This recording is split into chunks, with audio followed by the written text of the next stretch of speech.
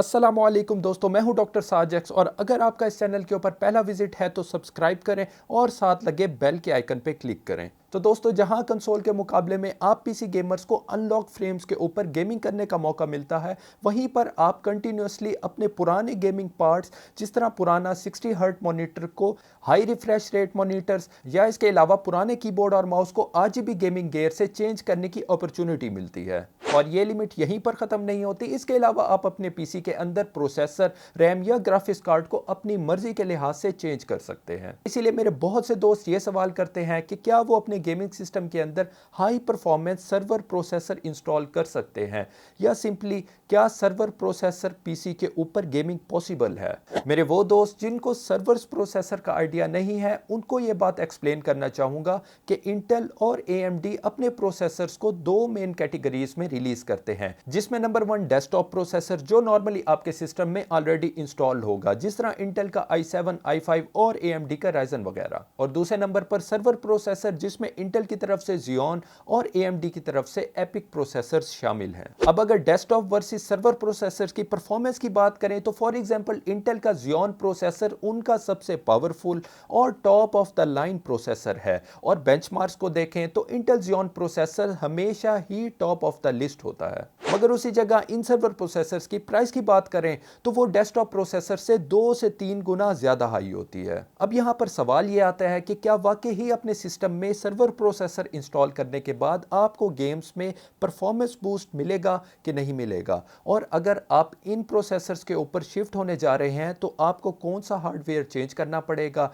या आपको क्या मुश्किलात आ सकती हैं। तो इसके जवाब में अगर आप सर्वर प्रोसेसर्स के माइक्रो आर्किटेक्चर की तरफ देखें तो वो आपके डेस्कटॉप प्रोसेसर्स के ऑलमोस्ट आइडेंटिकल होता है, और even most of the server processors आपके मदरबोर्ड के सेम सॉकेट के ऊपर फिट आएंगे जो आप ऑलरेडी पीसी में यूज कर रहे हैं। तो इस लिहाज से अगर आप अपने सिस्टम को सर्वर प्रोसेसर के ऊपर अपग्रेड करने जा रहे हैं और वो आपके मदरबोर्ड के सॉकेट के अकॉर्डिंगली है, तो सिंपली इस सर्वर प्रोसेसर को अपने मदरबोर्ड के अंदर इंस्टॉल करें और यूज कर सकते हैं। सर्वर प्रोसेसर अपने सिस्टम में इंस्टॉल करने के बाद आपको रैम, स्टोरेज डिवाइस या विंडोज यूज करते हुए कोई डिफरेंस फील नहीं होगा, मगर गेम स्टार्ट करने के ऊपर हो सकता है आपको पहले जैसे एफपीएस या उससे भी कम एफपीएस मिले। इसकी वजह सर्वर प्रोसेसर्स पावर एफिशिएंसी और स्टेबिलिटी के लिए डिजाइन किए जाते हैं, क्योंकि इन्होंने सर्वर्स में 24/7 रन होना होता है, और इलेक्ट्रिसिटी बिल्स को कम रखने के लिए इनकी कोर्स डेस्कटॉप प्रोसेसर्स के मुकाबले में लो क्लॉक स्पीड्स के ऊपर सेट की जाती हैं।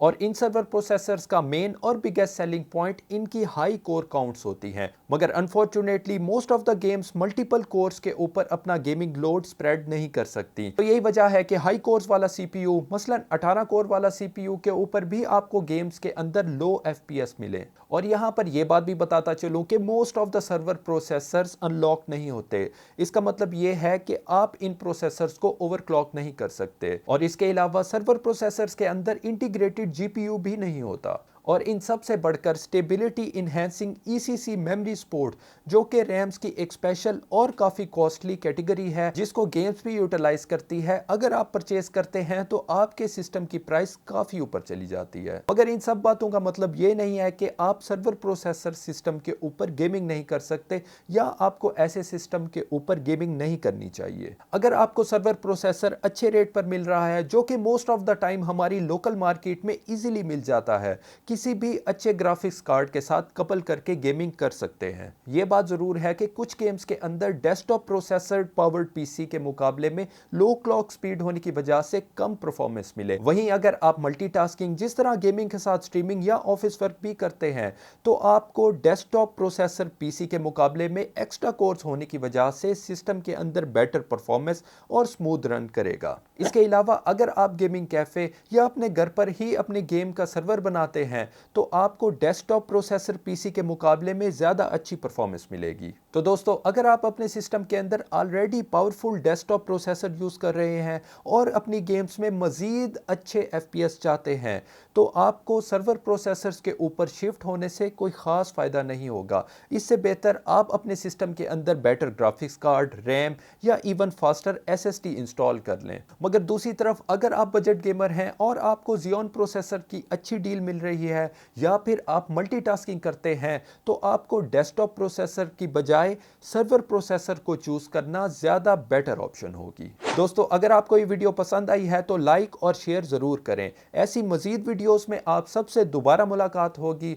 तब तक के लिए खुदा हाफिज़।